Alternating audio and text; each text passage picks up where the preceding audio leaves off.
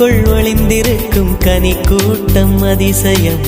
வண்ணத்து பூச்சி உடம்பில் ஓவியங்கள் அதிசயம். துளை செல்லும் காற்று மெல்லிசையாதல் அதிசயம்.